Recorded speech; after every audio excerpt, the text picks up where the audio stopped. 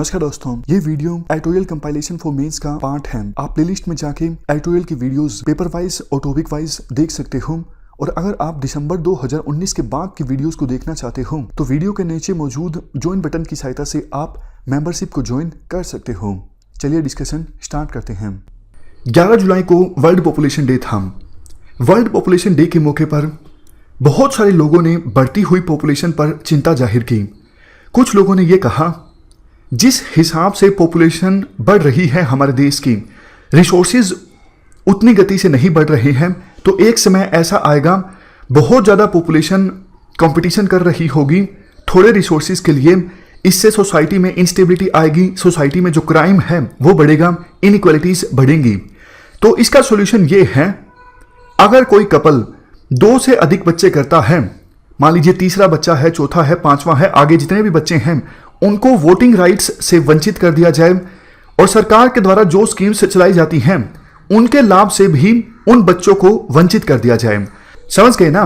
मान लीजिए किसी कपल के 4 बच्चे हैं, शुरुआत के 2 बच्चों को तो वोटिंग राइट्स और सरकार की स्कीम्स का लाभ मिलेगा, लेकिन तीसरे चौथे बच्चों को और आगे जितने भी बच्चे हैं उनको वोटिंग राइट्स का अधिकार नहीं मिलेगा, उनको सरकार की स्कीम्स का लाभ नहीं मिलेगा। आज के आर्टिकल में राइटर के द्वारा यह कहा जाता है, पॉपुलेशन को कंट्रोल करने का ये जो तरीका है गलत है, ये तरीका सफल नहीं होने वाला है, इससे पॉपुलेशन कंट्रोल नहीं होने वाली है।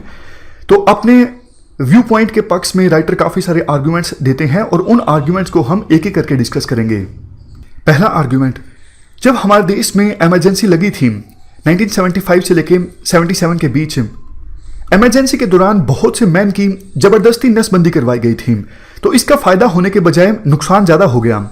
नुकसान कैसे हो गया? लोगों में डर पैदा हो गया नसबंदी का।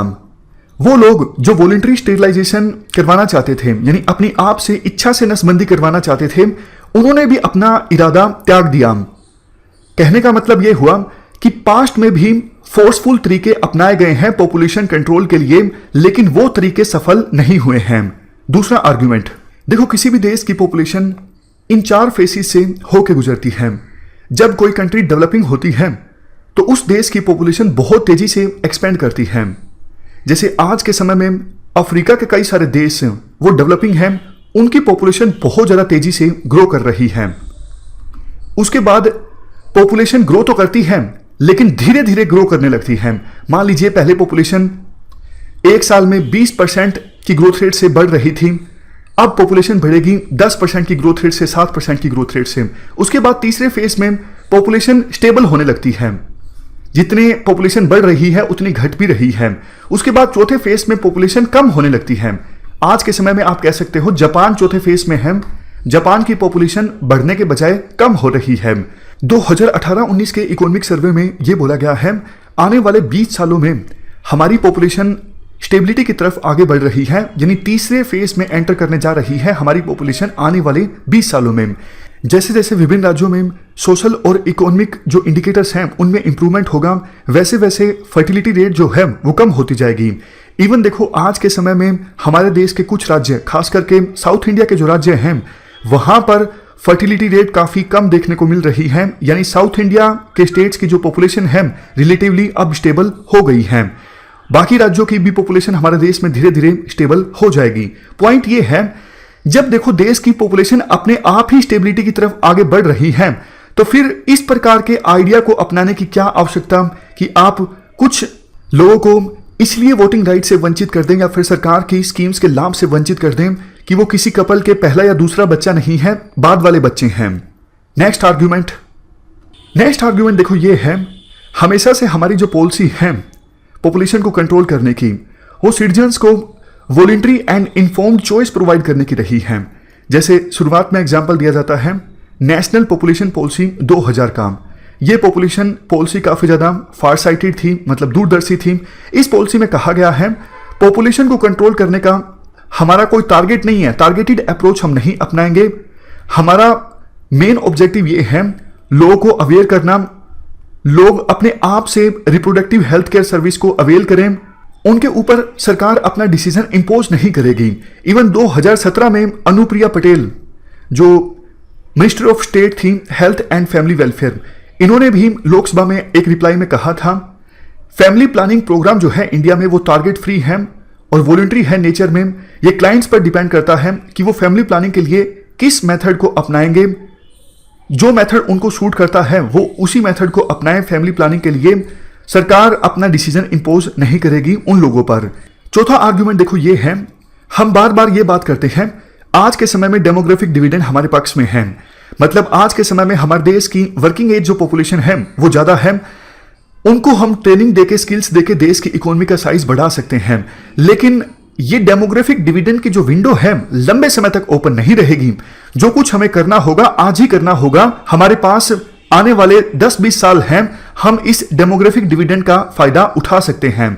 लेकिन देखो अगर हम फोर्सफुल तरीके से पॉपुलेशन को स्टेबलाइज करने की कोशिश करते हैं तो ये डेमोग्राफिक डिविडेंड वाली विंडो जो आने वाले ऑलमोस्ट 10-20 सालों के लिए ओपन है, ये तो देखो और भी जल्दी बंद हो जाएगी।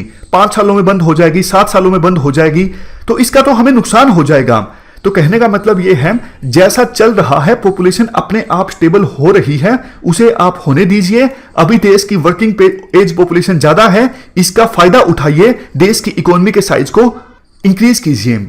इसके बाद पांचवा आर्गुमेंट देखो ये है, कुछ लोगों का ये कहना है अगर सरकार इस प्रकार की पॉलिसी अपनाती है कि तीसरा चौथा या फिर आगे जितने भी बच्चे हों उनको वोटिंग राइट से और दूसरी स्कीम से वंचित कर दिया जाए तो इसका असर सभी सेक्शंस पे समान रूप से पड़ेगा, चाहे अमीर हो या फिर गरीब हो, किसी भी धर्म का हो, किसी जाति का हो।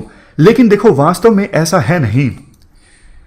काफी सारी स्टडीज जो हैं ये साफ तौर पर जाहिर करती हैं गरीब लोग जो हैं वो ज्यादा बच्चे पैदा करते हैं एज कंपेरिजन टू जो वेल्थिएस्ट लोग हैं।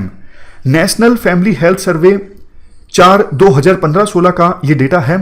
हमारे देश में जो वेल्थिएस्ट लोग हैं उनकी जो फर्टिलिटी रेट है महिलाओं की, उन फैमिलीज में फर्टिलिटी रेट है 1.5 और जो गरीब से गरीब लोग हैं हमारे देश में उन फैमिलीज में महिलाओं की फर्टिलिटी रेट देखने को मिलती है 3.2, यानी 1.7 फर्टिलिटी रेट का डिफरेंस। तो कहने का मतलब साफ है, आमतौर पे देखो गरीब परिवार जो हैं उनमें बच्चे ज्यादा पैदा होते हैं। तो अगर सरकार इस प्रकार की पॉलिसी इंप्लीमेंट करती है तो गरीब लोगों को इसका ज्यादा नुकसान होगा, अमीर लोगों को नुकसान नहीं होगा। उनको तो देखो वैसे भी नुकसान नहीं होगा, सरकार की स्कीम्स का वो लाभ भी कम ही लेते हैं। मतलब अमीर लोग थोड़ी ना लाभ लेते हैं, सरकार की स्कीम्स का ज्यादा लाभ तो गरीब लोग ही लेते हैं ना। तो सरकार इस प्रकार की स्कीम लागू करेगी तो नुकसान किसको होगा? गरीब लोगों को होगा। इसके बाद बात करते हैं 6th आर्ग्यूमेंट की। देखो स्टडी ये भी शो करती है वो महिलाएं जिन्होंने 12th या फिर 12 से अधिक की एजुकेशन प्राप्त की है उनमें एवरेज फर्टिलिटी रेट देखने को मिलती है 1.7 चिल्ड्रन, और वो महिलाएं जिन्होंने कोई स्कूलिंग नहीं प्राप्त की है उनमें एवरेज फर्टिलिटी रेट देखने को मिलती है 3.1। अब एक बात बताइए, महिलाओं को हम शिक्षा नहीं दे सके तो ये किसकी गलती है? क्या ये हमारी गलती नहीं है? क्या ये सरकार की गलती नहीं है कि हम सभी महिलाओं को शिक्षा नहीं दे सके? अगर हम महिलाओं को शिक्षा दे देते तो फर्टिलिटी रेट ऑटोमेटिकली कम हो जाती।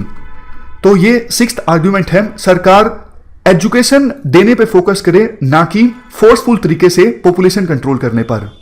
7वां आर्ग्यूमेंट देखो ये है, स्टडीज ये भी शो करती हैं वो स्टेट्स जहां पे हेल्थ सर्विसेज अच्छी नहीं है, जहां पे हॉस्पिटल में बेड्स की कमी है, उन स्टेट्स की पॉपुलेशन ज्यादा है। ऐसा क्यों?